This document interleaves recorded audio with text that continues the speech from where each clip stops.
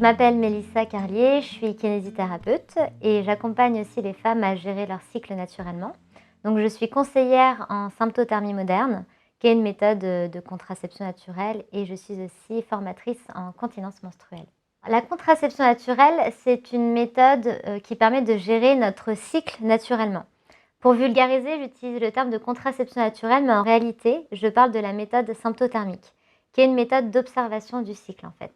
La méthode symptothermique, elle permet d'une part de gérer sa contraception de manière naturelle, mais on peut aussi l'utiliser pour la conception, c'est-à-dire que quand on est capable de déterminer nos périodes fertiles et infertiles avec fiabilité, on peut aussi décider de l'utiliser pour concevoir plus facilement, optimiser la conception.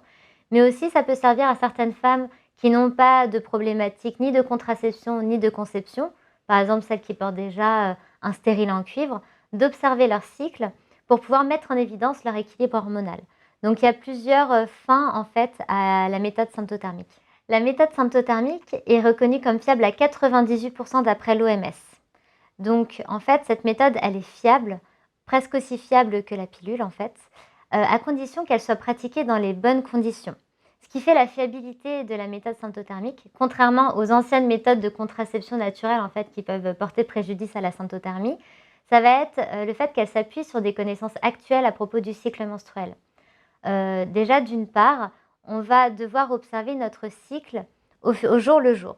C'est-à-dire que ça ne permet pas de savoir à l'avance quand est-ce que l'on va ovuler. Parce qu'une femme ne peut jamais déterminer à l'avance quand est-ce qu'elle ovule. Chaque femme est unique et chaque cycle est unique.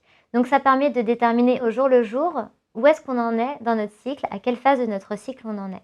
Deuxièmement, c'est une méthode qui s'appuie sur le double contrôle.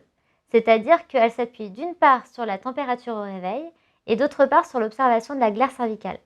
Éventuellement, on peut aussi rajouter l'observation du col de l'utérus, mais ça, c'est facultatif. Il y a certaines femmes qui aiment bien rajouter cette dernière option parce que ça les rassure encore plus. C'est un troisième élément qui vient rajouter de la cohérence. Grâce au double contrôle, on peut en fait déterminer avec fiabilité le passage d'une phase à l'autre. La température et la glaire cervicale vont pouvoir nous montrer avec cohérence exactement si l'on est dans la phase œstrogénique ou progestative. Et c'est grâce à la juxtaposition de ces deux éléments qu'on va pouvoir déterminer avec fiabilité où est-ce qu'on en est. Quand on parle des méthodes de contraception naturelle, on peut aussi faire référence à d'autres méthodes qui vont s'appuyer uniquement sur l'un de ces deux facteurs. Malheureusement, on peut avoir des éléments qui viennent perturber la température, indépendants des hormones du cycle menstruel. Par exemple, une maladie, on va avoir la grippe, on va avoir de la fièvre, ou alors des éléments perturbateurs dans notre vie. Tout comme on peut avoir des éléments qui viennent perturber de manière indépendante la glaire cervicale, une certaine prise de médicaments ou ce genre de choses. Le fait de corréler ces deux éléments rend cette méthode fiable à 98% en fait.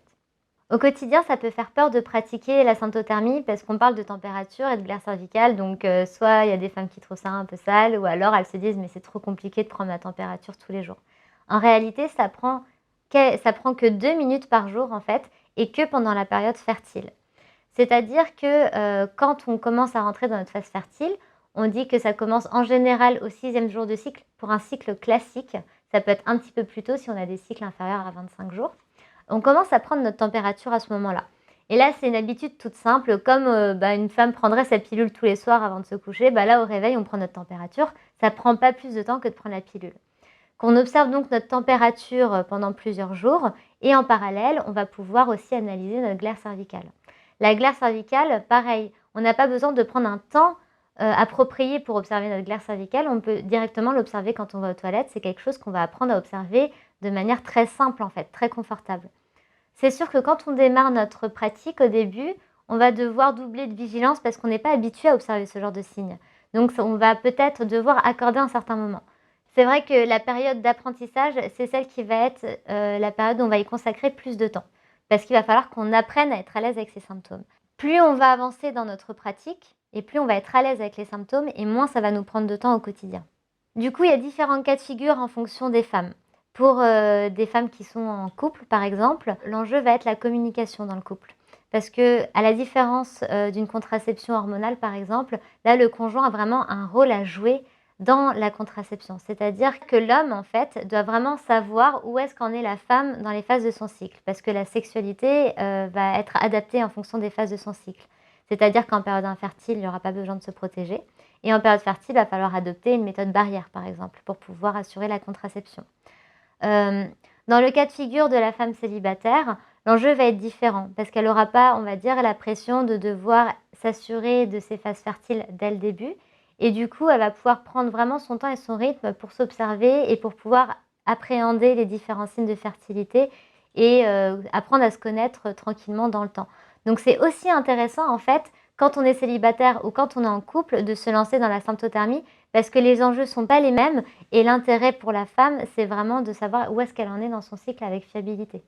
La nouveauté en fait qu'on retrouve en symptothermie, qu'on n'a pas dans les autres contraceptions, c'est quand finalement la contraception, ça devient une histoire de couple. C'est plus la femme qui porte la responsabilité unique de gérer la contraception. L'homme doit impérativement s'impliquer en fait et la communication dans le couple doit être fluide à ce niveau-là. Donc au début, ça peut être un petit peu perturbant parce qu'on n'a pas l'habitude de parler de ce genre de choses et puis finalement, quand l'homme prend sa place en fait dans la contraception, ça favorise la communication dans le couple. Finalement, l'enjeu pour une femme d'apprendre à connaître son cycle, il est au-delà de l'aspect contraception. Au début, on s'y intéresse parce qu'on a envie, souvent les femmes, en ont marre de prendre la pilule, ont souffert d'effets secondaires, ont envie de revenir à des choses, plus naturelles et fiables quand même. Parce qu'il n'est pas question de tomber enceinte pour autant, même si on veut arrêter la pilule. Mais on se rend compte qu'au fur et à mesure des cycles, une femme qui apprend à se reconnecter aux phases de son cycle va pouvoir mieux comprendre comment elle fonctionne et pouvoir analyser même ses différents états d'esprit, son humeur, ses émotions en fonction des phases de son cycle. Donc il y a aussi une vraie reconnexion à son corps qui se passe à ce moment-là. Donc la symptothermie, c'est aussi très intéressant pour les couples qui veulent concevoir et qui veulent optimiser en fait la conception.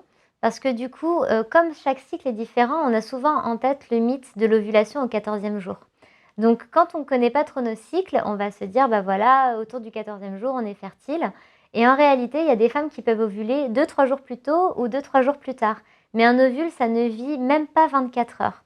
Donc si on apprend à se connaître et qu'on arrive à reconnaître notre pic de fertilité, parce que c'est réellement ça qu'on fait en symptothermie, on reconnaît le pic de fertilité, on va pouvoir s'apercevoir qu'il peut aussi bien apparaître au 12e jour qu'au 17e jour et du coup adapter par rapport à ça la phase de conception. Donc il y a vraiment un intérêt, c'est que c'est une méthode qui est personnalisée et qui va vraiment être adaptée à chaque femme. Pour bien comprendre la symptothermie, il faut bien comprendre le cycle menstruel. Souvent, on a peur de se lancer parce qu'il y a beaucoup de croyances en fait qui viennent nous empêcher de nous lancer, comme quoi on peut tomber enceinte à n'importe quel moment, on peut avoir des doubles ovulations, ce genre de choses. Ce qu'il faut savoir, c'est que la symptothermie prend en compte la durée de vie d'un spermatozoïde qui va dépendre en fait de la fertilité de la femme, de l'état de fertilité de la femme, la durée de vie d'un ovule, la phase lutéale, toutes les durées du cycle sont prises en compte. Et donc, on va déterminer ce qu'on appelle une fenêtre fertile. Ce qu'il faut savoir, c'est qu'un spermatozoïde, quand la femme est fertile, peut vivre jusqu'à 5 à 6 jours. Mais quand la femme est infertile, il vit environ 2 à 3 heures.